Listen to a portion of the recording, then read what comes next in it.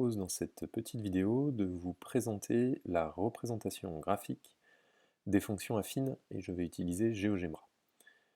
Alors l'énoncé de l'exercice est indiqué ici à droite. La question c'est de représenter graphiquement les fonctions f et g définies par f de x égale moins 2x plus 3 et g de x égale 1,5x moins 4. Donc la première chose à faire, c'est déjà de réaliser qu'il s'agit de deux fonctions affines. Donc au niveau de la rédaction, je vais utiliser la partie droite ici, document LibreOffice, pour indiquer ce qui est indispensable. Donc, première chose, f et g sont des fonctions affines, donc leur représentation graphique sont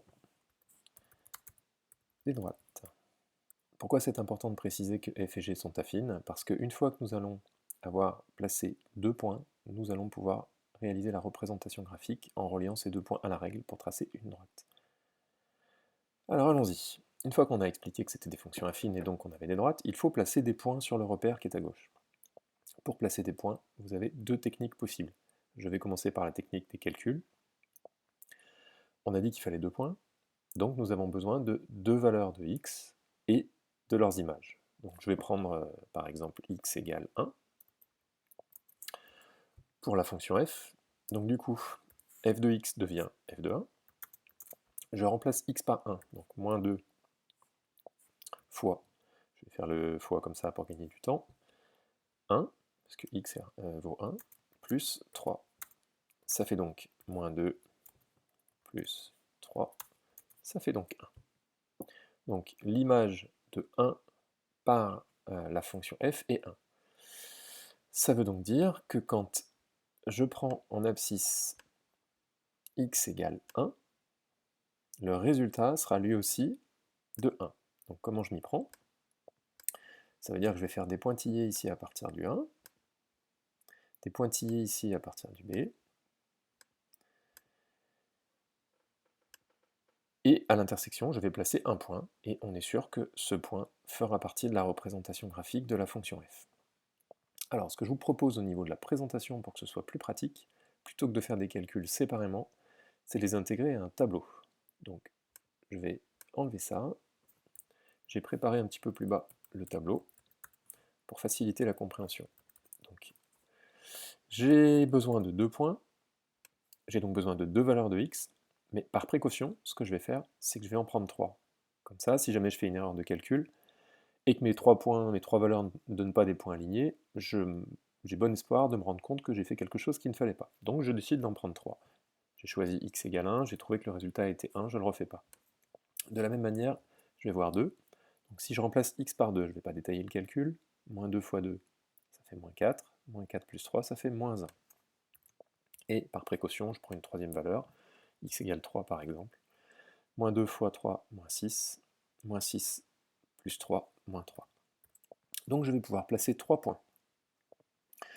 Le point A et le point B. Alors le point, je l'ai appelé C le premier, donc voilà, je sais que la représentation graphique de la fonction passe par lui. Je vais placer directement cette fois, pour aller un petit peu plus vite, les deux nouveaux points, donc celui qui correspond à cette colonne du tableau, quand x vaut 2, le résultat fait moins 1, donc je suis sûr que le point est ici. Donc la représentation graphique de cette fonction f passe par le point C, par le point D, et enfin, troisième colonne du tableau, 3, moins 3, donc ça passe aussi par ce point-là.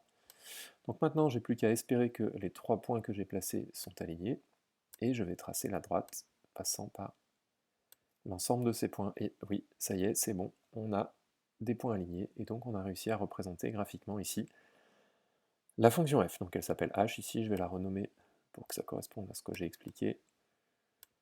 Donc elle s'appelle f. Voilà, donc voilà la représentation graphique de la fonction f. On va faire le même travail avec la fonction g. Donc pareil, j'ai préparé un tableau un petit peu plus loin. Je vais revenir en arrière. Donc pour la fonction g, je vous propose de ne pas faire de fantaisie, de prendre les mêmes valeurs, 1, 2, 3. L'idée c'est de prendre des nombres assez simples, voire des nombres qui nous arrangent. Je vous proposerai une petite vidéo avec un cas un petit peu plus compliqué, où là, pour le coup, il faut réfléchir un petit peu sur les valeurs de x pour faciliter la tâche après. Donc si on remplace x par 1, 1,5 fois 1, ça fait 1,5, 1,5 moins 4, ça doit faire 2,5. Je vais faire les 3 et je les placerai après.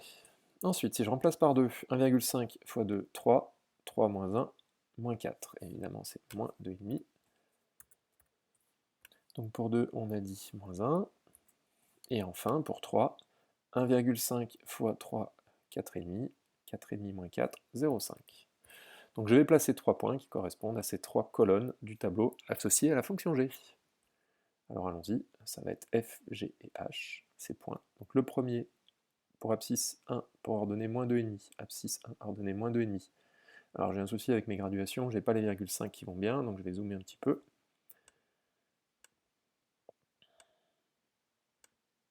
Voilà, là j'ai les virgules 5. Donc on disait 1 moins 2,5. 1 moins 2,5. Voilà le point F. 2 moins 1. 2 moins 1. Ah ben, c'est le point D qu'on a déjà, donc je ne vais pas le replacer. Vous voyez, dans le tableau ici, on a deux droites qui passent par le même point. Et enfin, 3, 0, 5. 3, 0, 5, ça me donne un point ici. Pareil. J'espère que mes 3 points sont alignés. Ok, c'est bon, ils sont alignés, donc j'ai réussi à représenter graphiquement la fonction g. Je vais renommer tout de suite.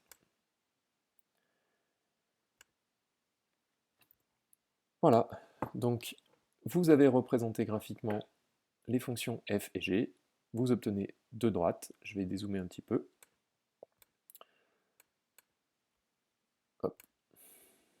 Je vais déplacer. Voilà ce qu'on obtient. Alors après, les traits de construction, vous pouvez les enlever ou les laisser, c'est au choix. Et vous avez les représentations graphiques de vos deux fonctions. Pour terminer, je voudrais exposer la deuxième technique qui permet de représenter graphiquement les fonctions affines, c'est en utilisant ce qu'on appelle le coefficient directeur et l'ordonnée à l'origine. Plus exactement, je ne vais pas les utiliser pour faire le tracé, mais je vais les utiliser pour contrôler que le tracé est bon. Donc, qu'est-ce qu'on appelle l'ordonnée à l'origine? L'ordonnée à l'origine, c'est la valeur qui est ici dans la fonction. Donc une fonction affine, je vous rappelle, c'est ax plus b. Celui qui joue le rôle de b, c'est celui qu'on appelle l'ordonnée à l'origine. Alors l'ordonnée à l'origine, je n'ai pas ouvert suffisamment pour avoir des couleurs, je vais aller les chercher. Je vais le mettre en vert. Et donc, je reviens à mon écran partagé. La fonction f affine a comme valeur plus 3 comme ordonnée à l'origine, c'est facile, ça veut dire qu'elle passe par le point de 3, la valeur 3, sur l'axe des ordonnées. C'est pour ça que ça s'appelle l'ordonnée à l'origine. Ça veut dire quoi? Ça veut dire qu'elle passe forcément par ce point-là. C'est rassurant, elle fait partie de la droite. Donc on est sûr que la représentation graphique passe par là. En fait, si vous choisissez x égale 0, vous allez le trouver ce 3. J'ai choisi de ne pas mettre 0, mais j'aurais très bien pu prendre 0. Et la deuxième chose qu'on va utiliser, c'est ce qu'on appelle le coefficient directeur qui vaut moins 2 ici. Le coefficient directeur moins 2, je vais le mettre en rouge. Donc, je reviens à mon écran partagé. Coefficient directeur de moins 2, ça veut dire quoi? Eh bien, ça veut dire que quand on se déplace de une unité vers la droite, un coefficient directeur de moins 2 veut dire qu'on descend de 2. Donc on va de 2 vers le bas. Ça utilise ici les notations de vecteurs qu'on n'a pas besoin de connaître quand on est en classe de 3e. Moi, c'est les flèches qui m'intéressent. Donc le coefficient directeur de moins 2, ça veut dire que quand on se déplace de 1 vers la droite, toujours de 1 vers la droite, pour pouvoir comparer les fonctions entre elles, il faut prendre toujours la même chose, donc 1 vers la droite. Et dans ces cas-là, on descend de 2. Donc ça veut dire quoi? Ça veut dire que la représentation graphique de la fonction f passe non seulement par ce point-là, que je vais indiquer en vert au départ, là, qui correspond à l'utilisation de l'ordonnée à l'origine, mais également doit passer par un deuxième point qu'on a obtenu à l'extrémité. Alors je vais le refaire, non, c'est pas grave. Tant pis pour les couleurs, vous avez compris. Donc ça va passer par ce point-là et par le nouveau point qu'on a obtenu ici, au bout de mes flèches, qui permettent de visualiser le coefficient directeur de moins 2. Voilà, alors je disais que j'avais fini, mais non, je vais vous montrer un truc génialissime avec GeoGebra. C'est qu'en fait, GeoGebra, il a été paramétré pour tracer les fonctions à votre place. Donc je vais cacher les fonctions f et g, et je vais cacher tout le reste aussi, ça m'évitera d'avoir des trucs parasites.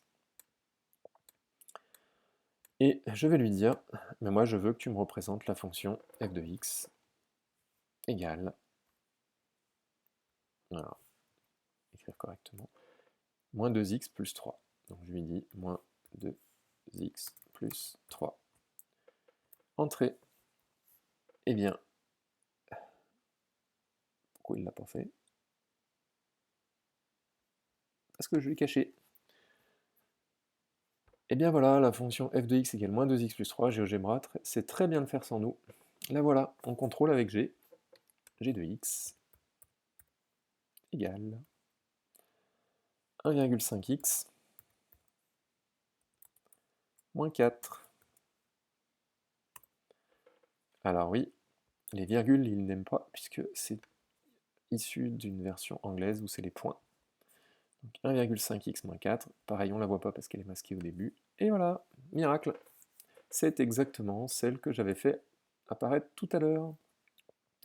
Donc si vous n'aviez pas encore téléchargé GeoGebra, allez-y rapidement. Pour tout ce qui concerne les fonctions, c'est quand même extrêmement pratique. Voilà, j'espère que cette vidéo vous aura permis de mieux comprendre. Je prévois de vous en faire d'autres sur des éléments similaires. A bientôt, au revoir.